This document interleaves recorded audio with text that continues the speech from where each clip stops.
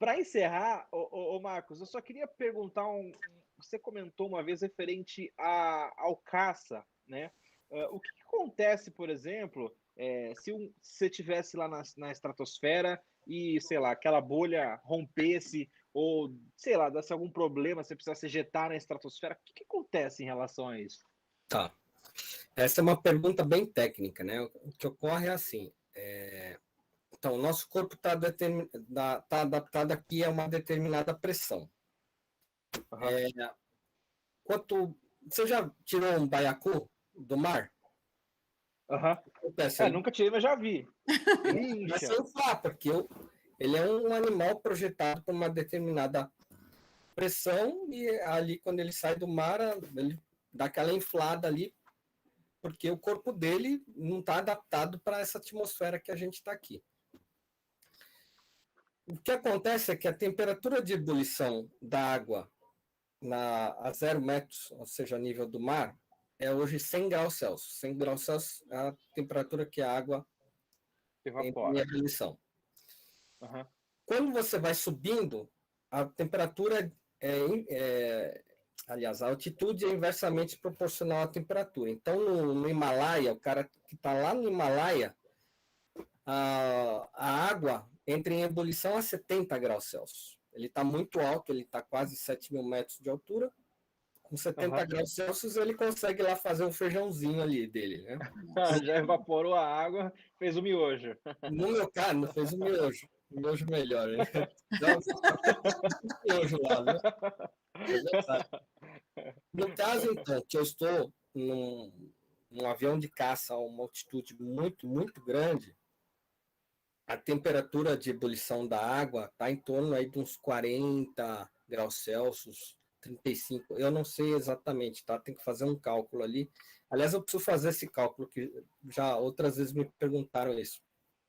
Se rompesse o vidro do avião, que mantém a pressão nivelada com a pressão que a gente vive aqui embaixo, o que acontece é que o nosso sangue, que é um fluido corporal, tem água no nosso sangue, ele entra em estado de ebulição.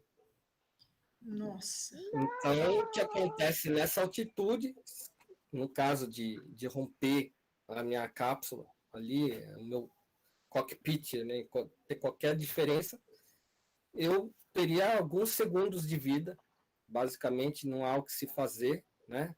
O sangue começa a ferver dentro do seu corpo e você acaba até explodindo, como um baiacu mesmo. É sinistro. Então, existe muita tecnologia por trás desses equipamentos, né, para manter tudo sintonizado. Mesmo num avião comercial, né, que você está voando a 10 quilômetros de altitude, ele tem regulada essa pressão atmosférica equivalente à pressão em terra.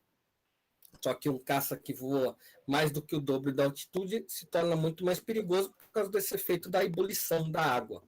E o nosso sangue tem o plasma, e plasma é a água, né? Então, a maior parte do nosso corpo é água. É água. E no caso do foguete que eu devo decolar, ele vai a 100 km de altitude. Então, é muito mais alto. Então, nessa muito questão, nada pode dar errado. Nada pode dar errado. Então, por isso que ainda é uma coisa ainda restrita a poucas pessoas, né? Essas tecnologias têm que ganhar cada vez mais qualidade em termos de segurança para fazer voos repetidos sem que ocorram, né, qualquer inconsistência. E já tem previsão de quando que você vai voar, fazer esse voo? Eu recebi um memorando essa semana que eu estou no número 294 na lista. Quando eu entrei no programa, eu era 462, isso em 2013. Nossa! Agora eu sou 294. Então a fila está andando, mas quando tá andando. ainda é um pouco difícil de calcular aí.